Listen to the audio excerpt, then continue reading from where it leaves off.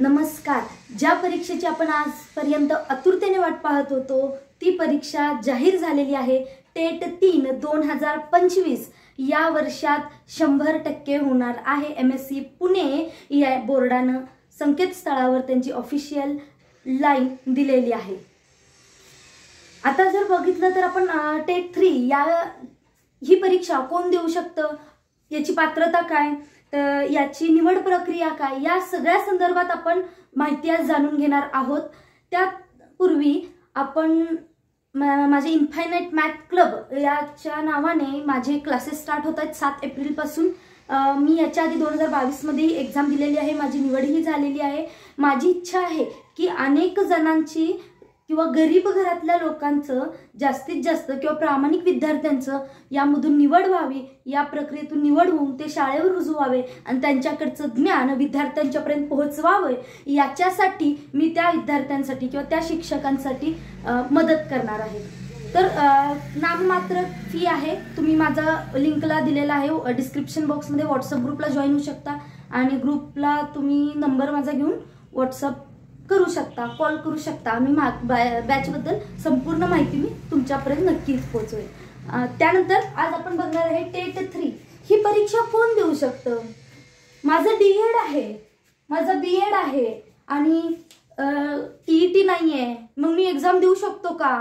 तर अशा बऱ्याच प्रश्नांचं उत्तर मी घेऊन आलेली आहे आणि नक्कीच या व्हिडिओतून तुमचे सगळे डाऊट क्लिअर होतील अशी आशा करते. तर पहिल्यांदा बघूया, ज्या विद्यार्थ्यांचं डीएड आहे यांच्यासाठी काय क्रायटेरिया आहेत.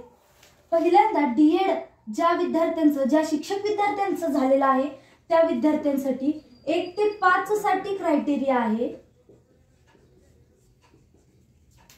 यांचं 12वी प्लस डीएड कंप्लीट हवं आणि जर 1 ते 5 साठी असेल तर तुम्हाला TET आणि CTT पेपर क्रमांक 1 उत्तीर्ण पाहिजे.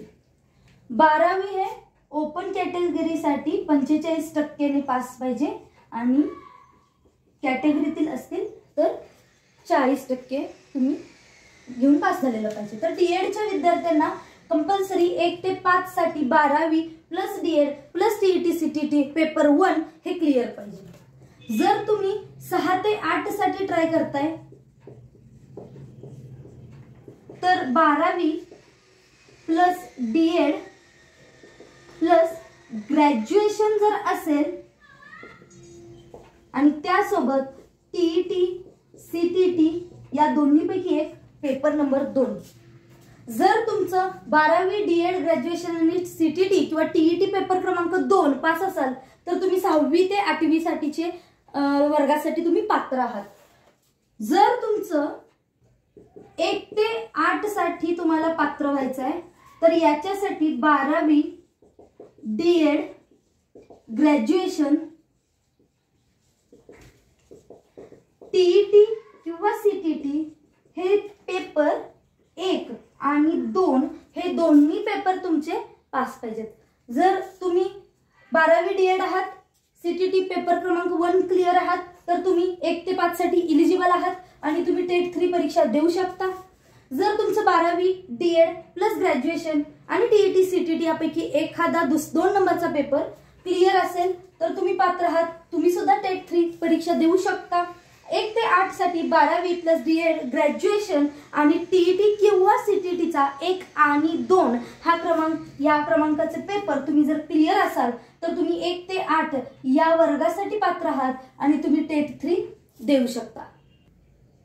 तुमचं बीएड आहे आणि तुम्ही या परीक्षेसाठी पात्र आहात का, पण CTT नाही आहे, असं जर असेल तर बीएड आहे.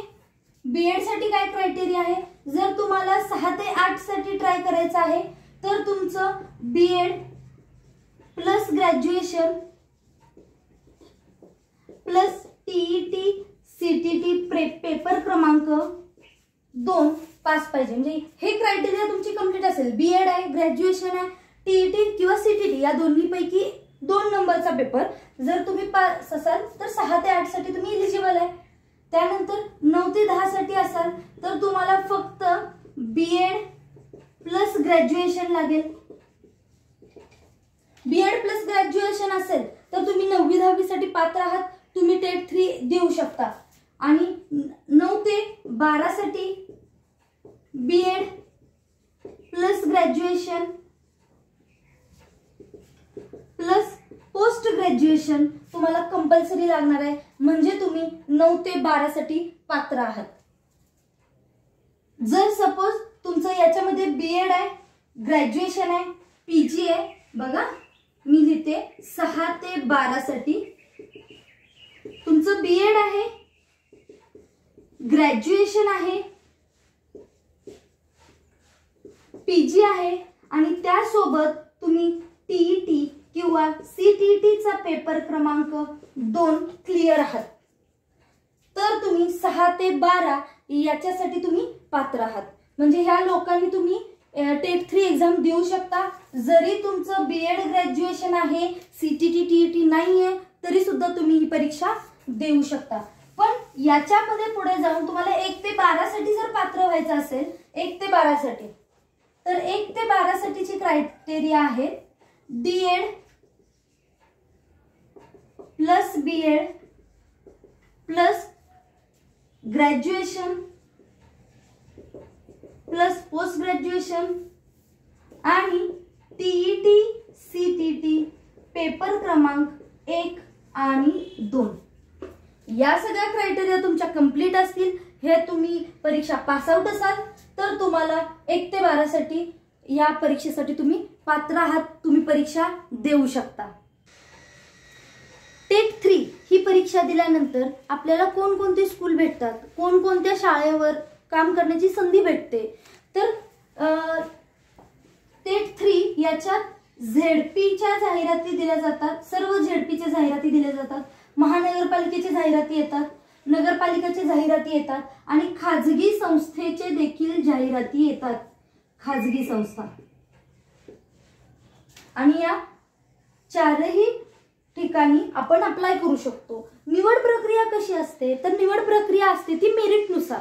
प्रत्येक विषयाचं मेरिट वेगळं लागतं, प्रत्येक कॅटेगरीनुसार मेरिट वेगळं लागतं, पण निवड होताना ही मेरिटवरच होतं. याच्यामध्ये 2 प्रोसेस आहेत, एक आहे विदाउट इंटरव्ह्यू आणि एक आहे विथ इंटरव्ह्यू.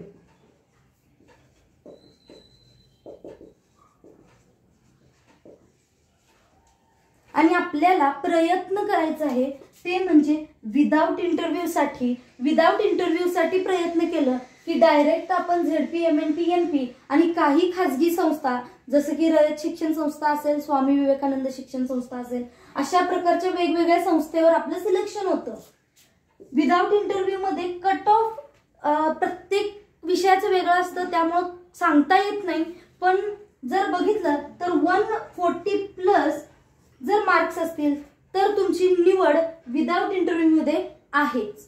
त्यामुळं तुमची म्हणजे प्रयत्न करत असताना किंवा अभ्यास करत असताना अशा पद्धतीने अभ्यास करा की जेणेकरून आपल्याला 140च्या वर मार्क पडतील.